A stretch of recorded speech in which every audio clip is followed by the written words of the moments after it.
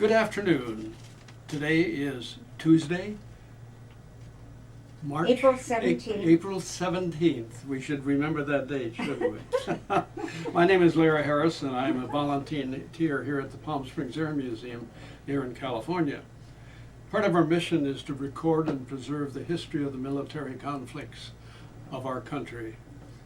As part of the Veterans History Project of the Library of Congress in Washington, D.C., we conduct interviews with veterans and civilians who participated in these military conflicts. And today we have the honor and the privilege of interviewing Miss Annette Salvesen. Did I pronounce that correctly? Salvesen, yes.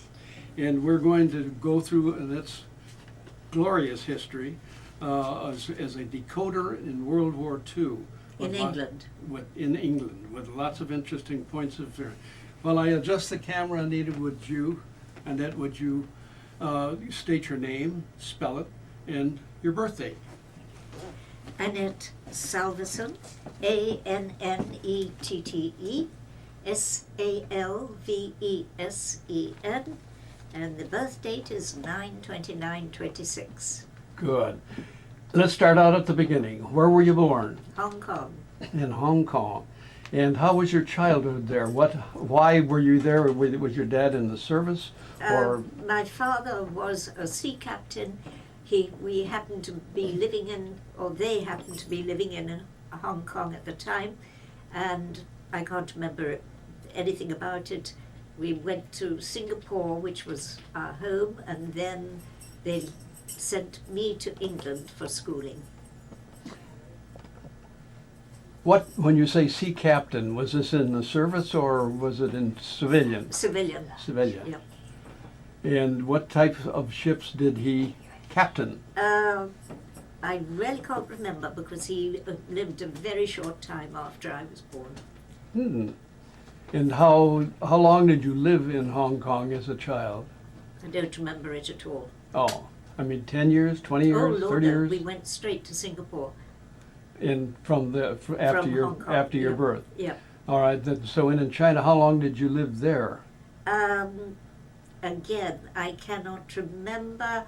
My mother was traveling back and forth a lot because my father was in the as a sea captain. We traveled on his ships occasionally. When you were in Singapore, were these your days of your childhood as far as school and? No. I was in England for schooling. Okay, so you went from Hong Kong to Singapore, and then when did you move to England? When did you move to England? I cannot remember.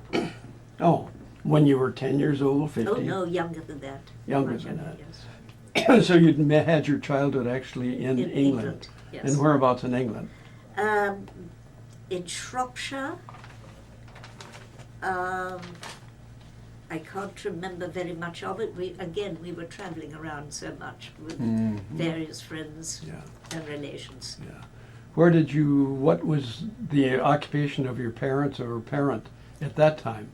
My father was in the Navy, the Merchant Navy. Merchant Marines. No, he wasn't. It was a private organization. So nautical duties is in a private business. Yes.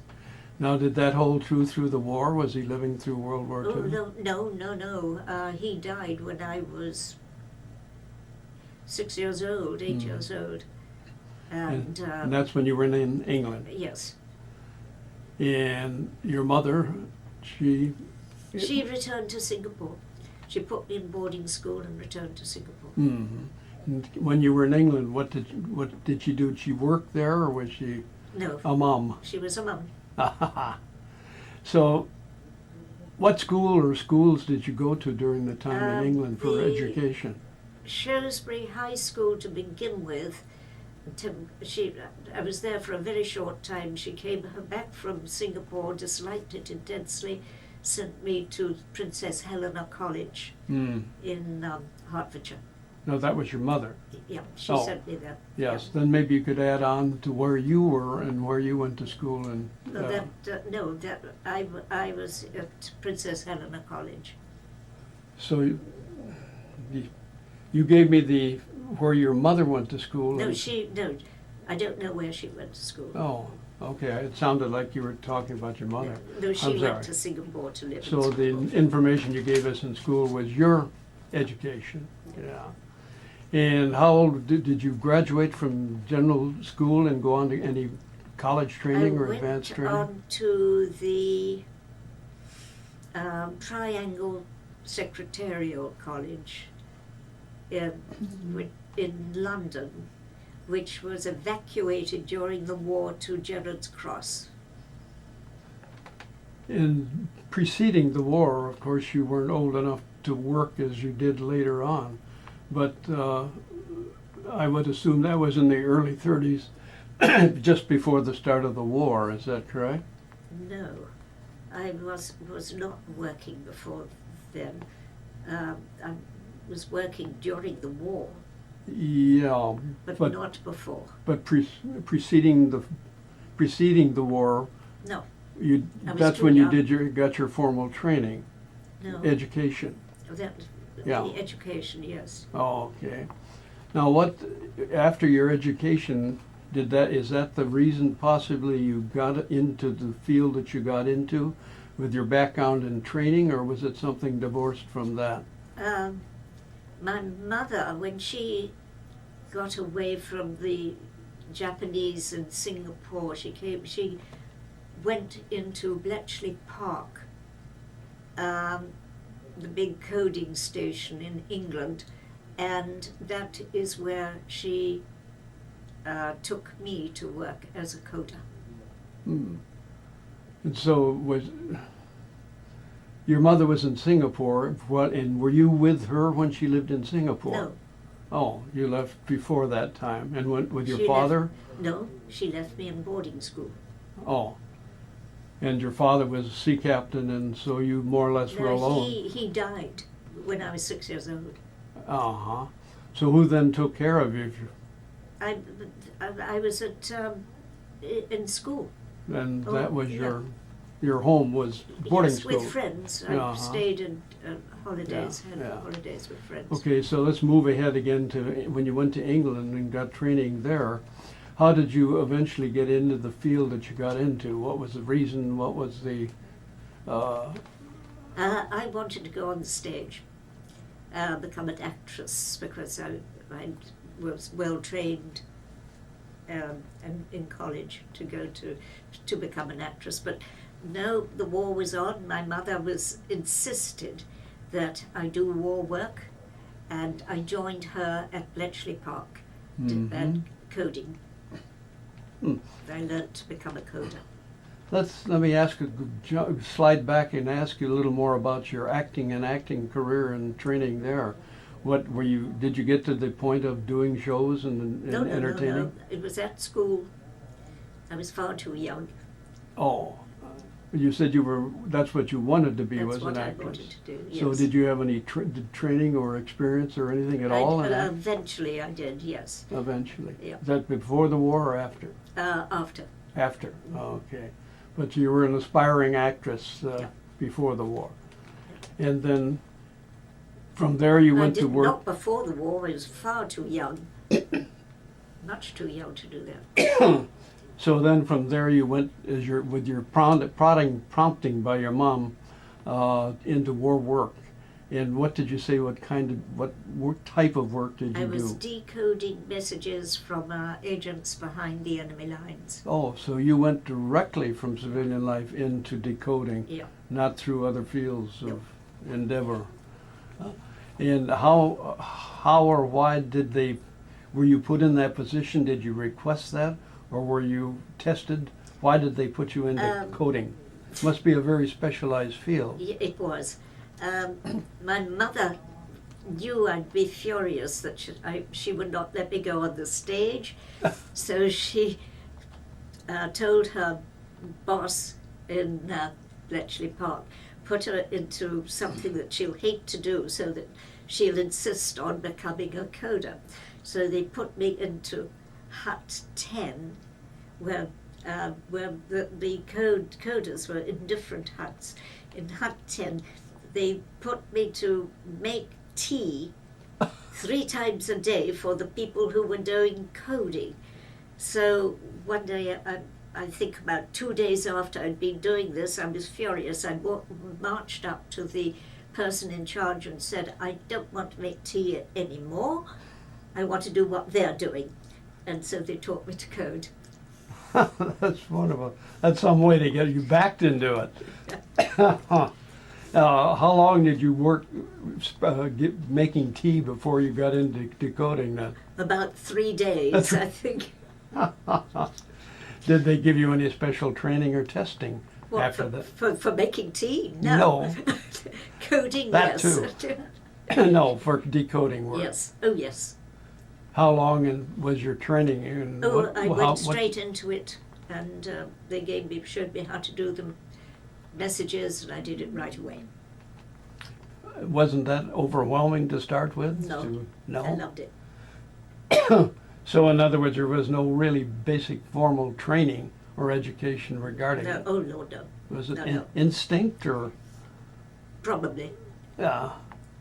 And so that's the way you spent the next, 2 or 3 years?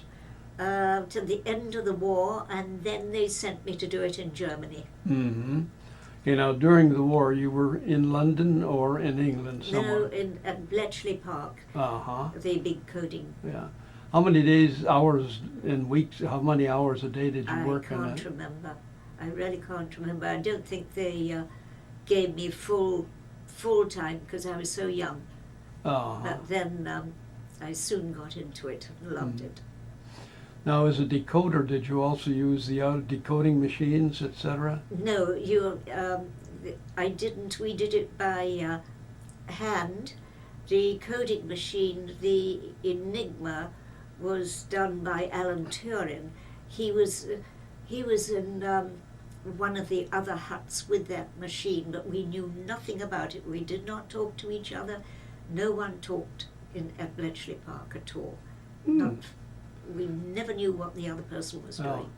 Can you give us any idea, when you say you were a decoder, what and how you did decoding? I can't remember. I really can't remember. In other words, they would give you a message in German, possibly? They would, no. They would just give me a list of figures and a book and say, decode that, and showed me how to do it. And Figures by, what you mean, by numbers? by Letters? numbers, yes. Yeah, 5-figure groups, and I would work them out and write out the message. Was it always the same? They were letters, numbers? Always numbers, yes. Only numbers? Yeah. What was the reason for that in decoding? I really don't know. Oh. But they were sending their messages with numbers, not letters. Is that right? Well, I suppose I don't know what other huts were doing. I mean, there were so many coding,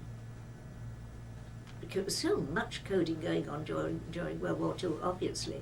I mean, look at Alan Turing's machine. Mm-hmm. He broke the Enigma, and he had the Enigma code, Hitler's Enigma. Can you give us any insight at all, if you mechanically, as to how you decoded? I mean, No. you took this and that, and No, I can't you have tell no you idea? at all. I have no idea. I've forgotten completely. In other words,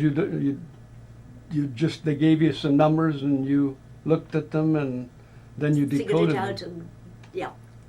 What does you use basically as a decoder? I don't know. I can't remember. That must have been difficult at best. I don't know. I can't remember that either. Yeah. And so that was the kind of decoding that you did during that period of time. Yeah, I was a coder during the Yeah. war. Yeah, there's so many, hundreds and thousands of coders. Mm-hmm. How secretive were you during that time? Oh, we never talked about anything to do with our work. That goes for on work and off work. Yeah. At no time you were sworn to secrecy. Well, oh yes, when we went into Bletchley Park, where the big coding station, we had to. I remember as a very young child going in and swearing the. I was told I could not talk about it at all, ever. Mm-hmm. I was told I was not to talk about it, and I said, "Well, for how long?" And they said, "Oh, never." Never, you could never talk about it. So Oh, that was that. So, but now you can, or Yeah, can you? What I can remember, yes. Yeah. Okay, let's take you then from England, and the war was over, and they sent you overseas to Germany. Yep. To continue decoding. Yep. The same thing, Same just thing. different yes. country. Yep. Now, what was the reason for the necessity to decode after the war if you were sent from England to Well, coding goes on all the time. they kept writing in code even though after the... I don't know, I can't remember, yes. Oh. I was wondering, what the reason for decoding would be necessary if the war was over. Well, I don't know. I mean, I just did what I was suppose told. embassies and this Oh, yes. this type of thing. Where was the first place in Germany that you worked as a decoder? Funny little place called Bad Salzuflen. Where? Bad Salzuflen. And how long were you there? I was supposed to be there 2 years, but I used to take my horse out in the morning for a splendid gallop, and one day we came to a cornfield. She stopped, I didn't, and I went over her head and landed on my back and fractured my spine, so I was sent back to England. Huh. Now, after the war, when you were decoding,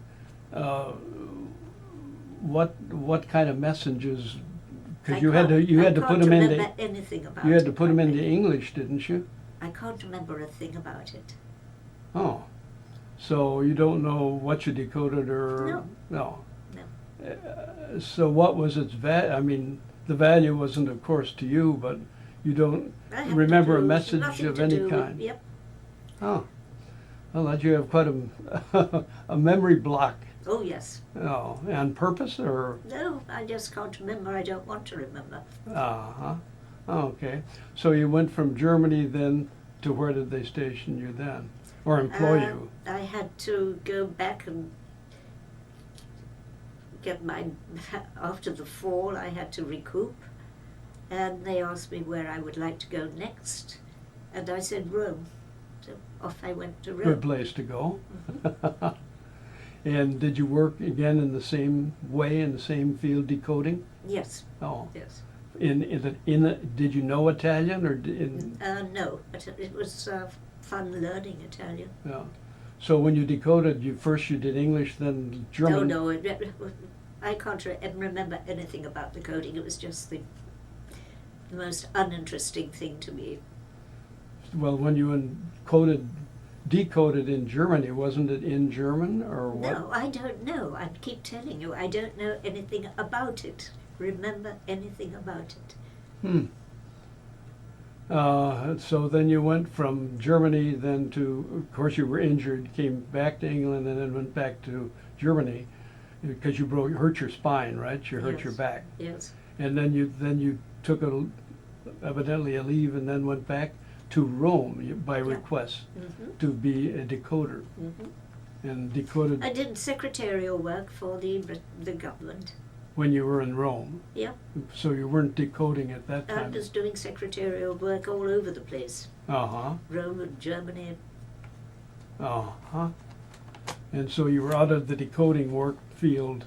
Now, when you went to Russia, how long did you I didn't go to Russia. Oh, I thought you had told me earlier. So Rome or Italy was your last stop in that type of employment. Then what happened after you were done in Rome with secretarial work, evidently? I just went back to England and was offered a job in America, and I took it. For what type of work were you looking for, and did you get? I became the social hostess to the Camelback Inn in Arizona. That was secretarial work? No, just a hostess job for the guests at the hotel, And what was the hotel? the Camelback Inn. Camelback. Oh, Yeah. yes, I know it well. Good. Used to play golf there. Good. So there you were actually a receptionist or Yes. and a hostess. Mhm. And how long were you there in Arizona? Until the season ended, and then I came down to Los Angeles. Mm-hmm. During this time, were you married, engaged, have any No. children, or No, anything? no. Were you ever been married? Oh, yes. Oh, but in Arizona you were still single. Yes. And Well, no, I divorced my husband by that time. how long did you work there Well, in Arizona? I can't remember, about 1 month. 1 month. Oh, no, 1 season. So that was probably 2 or 3 years after the war was over. Oh, yes. Because you went to England, then Germany, then Italy, then back to London, or back Well, to... I don't know. I'm getting awfully muddled now with all this. So, and that's several years after the war then. Oh, Lord, yes. And in the interim, when did you get married? In Singapore. In Singapore? Yeah. What was that? Was after the war? Yes. How long, was this after you were out of the coding service? Oh, or- yes. Coding, that was just a short time for employment. Mm-hmm. Nothing important about it at all. But you wrote a good book about it. No, it's written a book about my life, not Mhm. necessarily about that. Of which coding was only a part of. Yes.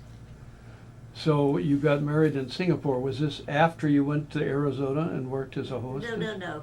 Long before.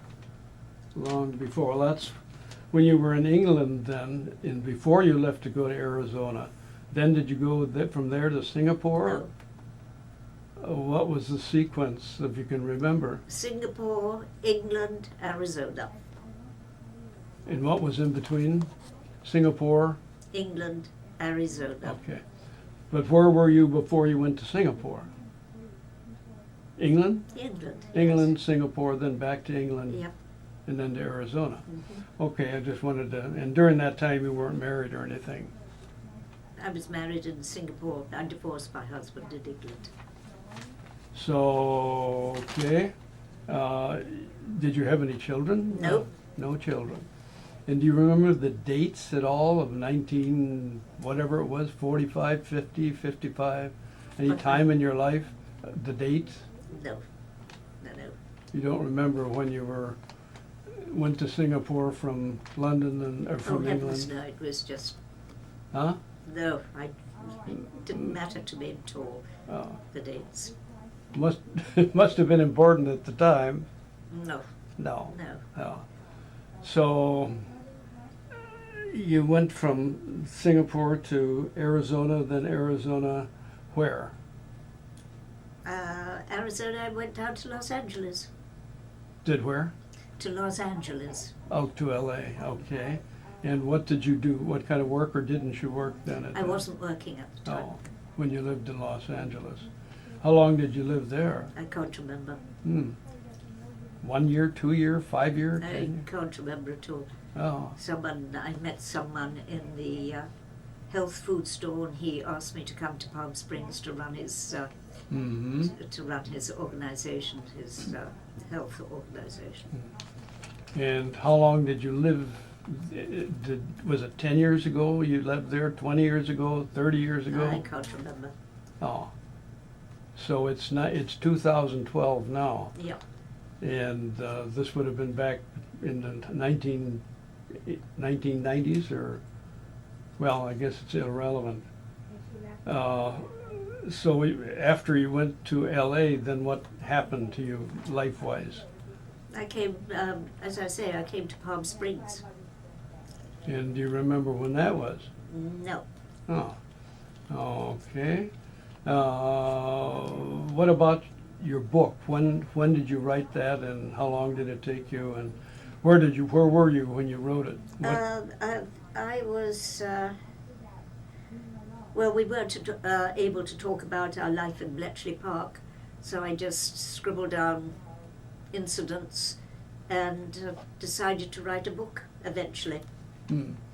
Now, this was how long after the war when you were working as a coder? I can't remember. A year, 2 years, 3 I years, honestly 10 can't years? remember. Can't remember when you were started to write the book. No, about 10 years. I don't know how many years I've been writing it. Did you write? Where did you write it? Los Angeles, Arizona, England? Palm Springs. In Palm Springs. Okay, and that was sometime in the past. But Yep. you say it's just been published Yes. recently. What, a half a month or a year or It was published in Christmas, at Christmas time. of this year? Yep. Yeah. And how are the sales going? I think they're going quite well. Uh-huh. It really doesn't worry me. I'd like to know. I think I should find out. And are you planning any other books? Yes. Oh. What was the point of your writing the book initially? Self-satisfaction? No, to For get it off my historical mind. significance or what? Get it off my mind. Oh, get it off of your mind. Yeah. Why did you feel it was necessary to get Well, it? I couldn't talk about Bletchley Park, so I sat down and wrote about it. Mm-hmm. So there were things you wanted to say. Yeah. Did you disclose any such secrets in your book? Oh, Lord, no. Pardon? No. I don't disclose secrets. You did. You It's, did narrate on or not expose, but No, talk it's- about secretive things that were done in coding No, and decoding. that would never enter my mind. So then, the book is generally then your life history. Life your history, Life yeah. history. It was some little decoding thrown into it. Yes. Yeah. I don't, well, there was no decoding thrown into it at all. Mm-hmm. Were you, when you were in England during the war, did you ever get hit by a buzz bomb or a B-1 or 2? No. When, what was surprising to me, working at Bletchley Park, 8,000 people, between 8,000 and 9,000 people worked at Bletchley Park. It was so totally secret. The Germans never found out about it. We were never camouflaged, and yet it was just purely coding secrets. Mm-hmm. Alan Turing's Enigma machine was there. I was working in Hut 10. Turing's Enigma machine was in Hut 3, I believe, but we never knew about it at all. I didn't know about it until I read about it in the paper last year. Hmm. So vitally important, but well concealed.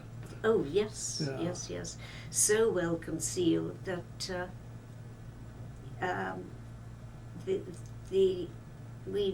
it was not necessary to camouflage the place. Hmm. The people in Bletchley knew something was happening in that amazing place, the Bletchley Park. Hmm. But people were billeted on them, and Hmm. then no one ever talked. Now, are you still sworn to secrecy? No, we can't talk about it now, Mm-hmm. and do. In fact, there are books, so there's some very good books written about it. If you write another book, or will you include some of this that you would consider, for interest's sake? I don't think so. The next book will be totally different. Yeah, but it was so vitally important, I would think that it might be interesting for people to know what went on and why it went on. I wouldn't know. Hmm. No. Well, I'm sure you weren't totally blind as to what was. Oh yes, Was- we were totally blind from one hut to another. We had no idea what the next person was doing. Yeah. And could you understand the messages that you got decoded, the reason, the message itself, or did it go on to a higher hand? Oh, it just went on and on and on. I remember we were transferred. We were transferred to London, and I remember actually one day, and it's not in my book, but we were working one day decoding, and a man came rushing up the stairs screaming his head off. It's over, it's over, it's over. The Japanese have given in. And we all jumped up, we ran down the stairs, we ran across the street to Buckingham Palace. And I think most of London was shouting, hooraying and outside Buckingham Palace. It was a wonderful sight. And we were all, I was dancing up and down, and being so small I was pushed to the front so I could see the King and Queen on the balcony. And there were 3 people outside the gates of Buckingham Palace. We did not go to the railings or the gates. We gave these people good space. And one turned and looked me straight in the face, and it was Princess Elizabeth, and now the present Queen. And she and Princess Margaret and their assistant was standing outside the railings of Buckingham Palace amongst the crowd, but we didn't go too close to them. We gave them their space. It was a wonderful day. Yeah. Now that was VJ Day. What about VE Day? Wasn't that even bigger, I would think? I think it was probably... Pardon? I think it was probably VE Day. I can't remember which one. We were just thrilled to bits that it was over. Yeah. VE Day, of course, was 6 months ahead of VJ Day. Yes, yes. And I was just wondering which... I can't remember at all. We were just so excited. August 14th, 45 was... It was VJ Day because my stepfather was allowed out of Singapore. That was held by the prisoner, Japanese yes. earlier. Yeah. And he got away. Yeah, then both wars were over on the 14th of August. Yes. So, and that was evidently VJ Day for you then. It was a wonderful day. Yeah. What was the spin-off of that celebration as far as later in life? Did that have any effect on you? No. Must have been a thrilling time, though. It was thrilling. Yeah, I should say so. And I was just so amazed at the 2 little princesses. I mean, the Queen is about 3 months older than myself, and she was just standing there with her sister, Princess Margaret, and just gazing at us. It was a wonderful, wonderful day. Yeah, it was.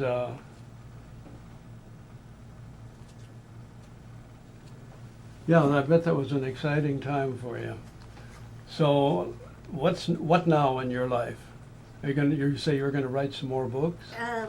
Well, I don't know what I'm going to do. I haven't decided. I'm no longer working. I'd love to, because I don't like not having work to do. I like to be useful in some way. Mm-hmm. But we'll see. We'll see. Yeah, it would be interesting to follow up with your decoding book. Oh, no. I'm sure your memory maybe will improve by that time, but it would be, I'm sure, very interesting to have some more secrets. No, I'll never write anything more about that. I shall probably start writing about the animals. I love animals. They usually say that's what sells books. Yeah. Yeah. Just when I said August 14th, that was the day that the Japanese stopped fighting. It was a it? war, yeah. But the actual VJ Day was September 2nd. Yes. I can't remember which one it was, but it was just so exciting. Yeah. A generation or a time to remember is going to be hopefully a national holiday, which will be August 14th, Really? Starting next year, but we'll wait and see. Yeah.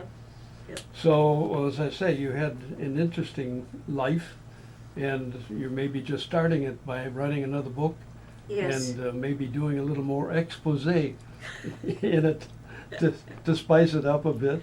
But of Well, course, we'll that'll be see. up, yeah, as to what you would like to do. But I want to thank you for your services to our country, and thank you for coming in and sharing your experiences you. with us. Actually, the services weren't actually to your country, was it? I was in England, and my services really were to England. Mm-hmm. So thank you, Mrs. Salvesen. Yes. Thank you very much for coming in. We You're do welcome. appreciate it. Thank you.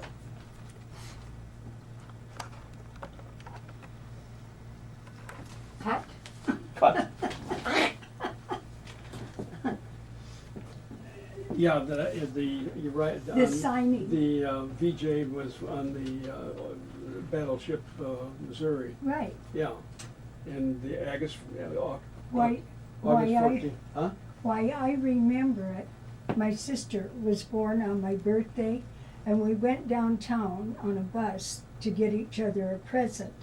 And we get off the bus, and here downtown Long Beach looked like a ticker tape Yes, parade. I can believe And it. people hanging out the windows Yeah, shouting and screaming. Yeah.